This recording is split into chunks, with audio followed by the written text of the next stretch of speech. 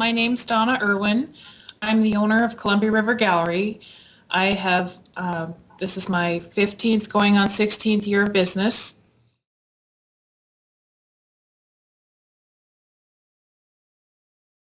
I answered an ad for a local chain frame shop, and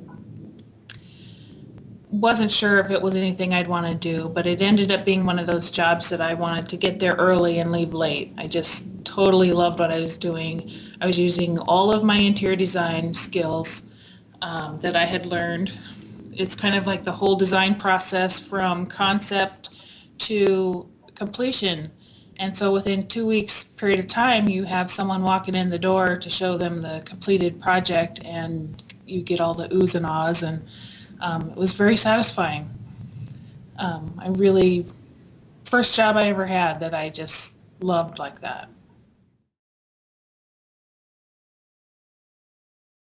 My favorite part is the design process. I like putting together the colors, the textures, kind of taking into account what the item is and just taking clues from that for design concept. Very challenging, and my best things that I come up with don't just happen in 15 minutes at the counter. It takes a little more time than that usually.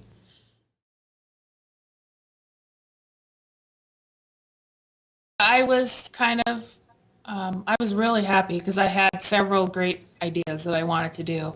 I was especially happy that they, I couldn't decide which one to enter, and so I entered all of them.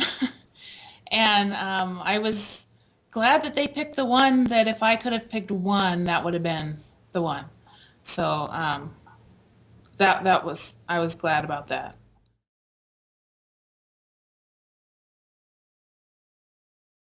I think every framer should enter competitions because for me, I frame in a bubble. I frame in here by myself. I'm one person shop, and the competitions help to stretch my skills. I try to push the envelope a little bit with them, and it hones my creative skills and keeps it, top. I try to stay top of my game, and I feel like competitions kind of force you to do that. And so for me, it's not so much about trying to beat out other competitors. It's more about trying to be the best that I can be. And competition offers me a really good forum to do that. I think you should enter every competition because it makes you a better framer.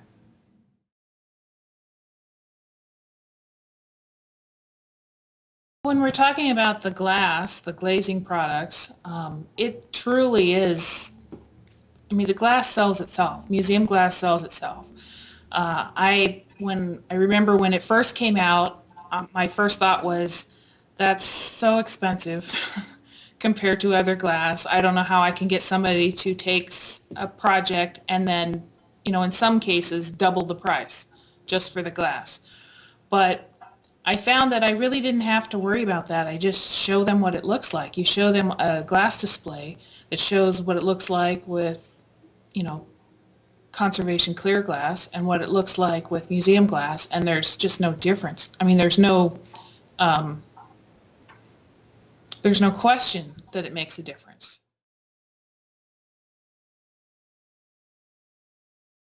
I would say start with whatever it is you're framing.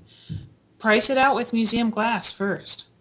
And, even if you know that they came in, they didn't want to spend a lot of money, I still price it with museum glass first, and I say, okay, this is the best glass. If you go with the best glass you can have, and I'll show them this is what it looks like, this is why it's the best glass, it's going to cost this much. If you go with conservation clear, which looks like regular glass, but it has the same UV qualities, then it's going to cost this much. See what kind of reaction I get from that. If we're still way out of the ballpark, then we start talking about deleting mats or, making different choices elsewhere. But I always show them the best first. That's what they come to you for.